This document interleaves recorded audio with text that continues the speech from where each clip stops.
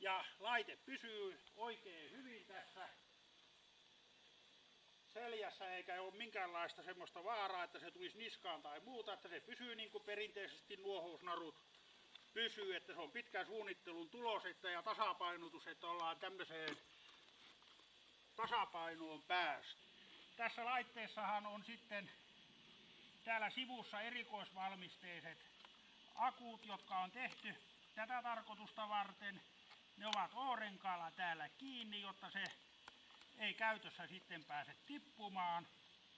Ja tää on erikoisvalmisteinen akku tähän laitteeseen. Nämä ovat kestäneet Suomen kovissa pakkasolosuhteissa kaikissa, ettei ole tullut hyytymisiä eikä jäätymisiä. Laitteet ovat ja akut, että ne on korkeatasoisia. Ja käytännössähän ei akkua tarvi irrottaa latausvaiheessa ollenkaan. Se saa olla koneessa paikallaan. Nyt tässä minun laitteessa on sitten tämmönen tavallinen nuohousharja. Ja tämä nyt sitten tarvii vaihtaa, sanokaamme näin, että jos siellä on pikinen hormi, niin tämä tarvii vaihtaa iskuharjaan. Tämä iskuharjan vaihtaminen kestää alle 10 sekuntia. Kun ollaan saatu laitteeseen iskuharja, olen valmistanut tämmöisen saksalaisista nuohousnaruista pätevän systeemin. Nyt olen ja muotoillut tämän harjan näin. Nyt tässä oli tavallinen harja. Nyt muutan siihen iskuharjan, mikä on sitten pikisille hormeille ja muille erittäin hyvää. Sitten tietysti on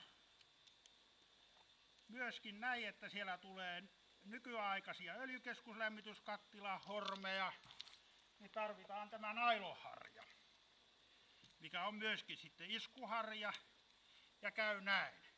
No nyt sitten kun olen tämän laitteen, nyt me nuohotaan tässä ensimmäiseksi keittiöhellahormi, siitä edetään leiviuuniin keskuslämmitykseen, niin laitetaan tavallinen, kutsutaan nyt tuommoinen suomalainen laskuharja siihen. Sitten käytössä olleita, että ne ei ole tässä kiinteistössä nämä tulisijat olleet koristeena. Nyt sitten otan tämän laitteen selästä ja laitan välittömästi sen laitteen käyntiin. Nyt alkaa alipaineistus toimimaan, vetämään pölyä ylöspäin. Ulkolämpötila tällä hetkellä on talon rouvan mukaan 23 astetta varjossa ja tuule ei juuri ollenkaan. Ja nyt jos kamera näyttää, niin nyt on alkanut jo alipaineistus tapahtumaan. Pöly rupeaa virtaamaan ylöspäin. Ja me ollaan melkoisen varmoja siitä, että keittiöön ei tule pölyä, se tulee halutusti tänne ulospäin. Sanoisin näin, tavallisella systeemillä ilman tätä alipaineistajaa ja mitään alipaineistajaa täällä katolla oltaisiin vaikka kuinka kauan. Kohta tulee nokeaa oikein paljon. Tätä voidaan noentuloa säätää siten. Nostetaan alipaineistajan tätä tiivistepressua ylös, niin tämä säätää tämän pölyn tulomäärän. Että se on haluttu. Nyt sitten useat nuohojat tekee tätä nuohoustyötä niin, että ne nousevat savupiipun päälle. Nuohousharja hormiin ja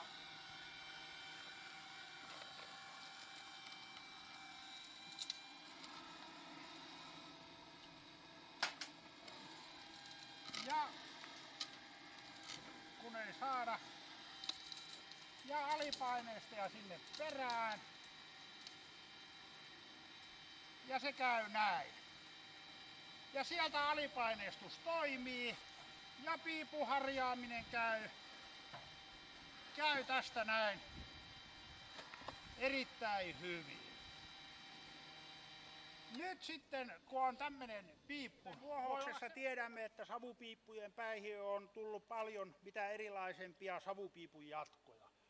Muilla alipaineistajilla nuohottaessa nämä on useimmiten irroitettava, jos ne irroitettavissa yleensä on. Minun alipaineistajalla käy tämä putki nuohota suoraan täältä yläkautta juoksutusnaru ansiosta ja tapahtuu näin.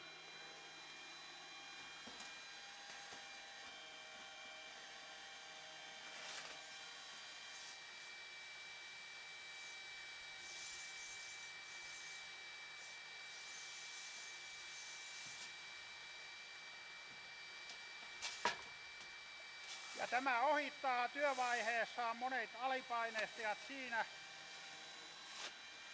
että todellakin tämä nuohous käy täältä yläkautta suoraan.